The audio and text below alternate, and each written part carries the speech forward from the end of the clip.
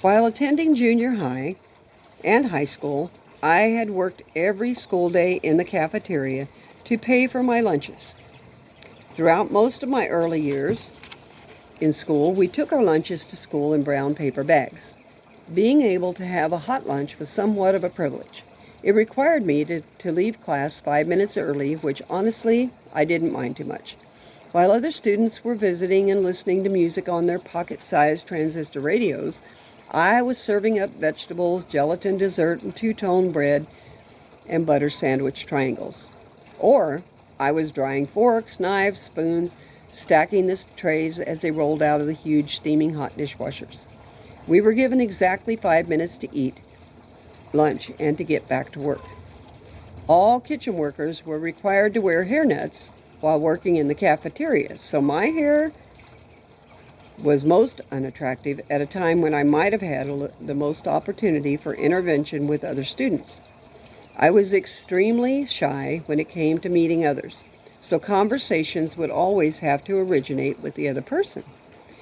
My work in the cafeteria was completed just about the time the bell rang for classes to resume. I had just enough time to dry my hands, grab my books, and race to the next class. The cafeteria work provided me with a healthy lunch, but it left me little time for socialization. By the time I had turned 15, my older siblings, Dee, Randall, Fonda, and Joyce, were all married and had started families of their own. With 7 younger siblings at home, I had assumed the duties of the oldest. Consequently, the cleaning, cooking, and nurturing naturally fell to me. I became quite familiar with the stove, broom, mop, iron, and washing machine, which just happened to be a wringer washer. I was followed in the line of siblings by 3 boys, Bert Jr., Little Bert we called him, Rex, and Frank, as well as 2 younger sisters, Christine and Dorothy, another brother Gerald, and my youngest sister Eileen. The 3 boys following me offered very little help with the household chores. Often they created more work for me by making messes faster than I could clean them. However, Rex was a little more willing to help if he was asked.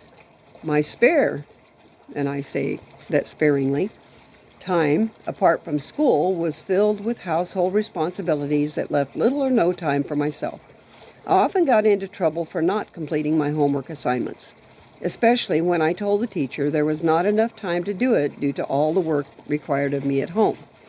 Then, Mama would scold me. Most of the time, my parents took little or no interest in school grades or homework. There were more important things to consider, like survival. My mother, Della Irene, was overwhelmed with the responsibility of trying to raise so many children on very limited resources.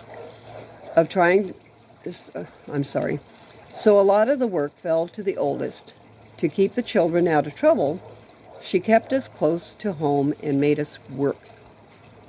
Dee, who had the largest share of responsibilities since she was the oldest, often complained to Mama about the number of children in the family. If you can't take care of them, why keep having more? She would ask.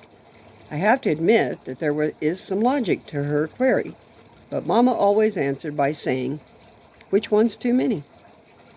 If you were one of the 12, there was no right answer for that. Mama believed that children were sent by God.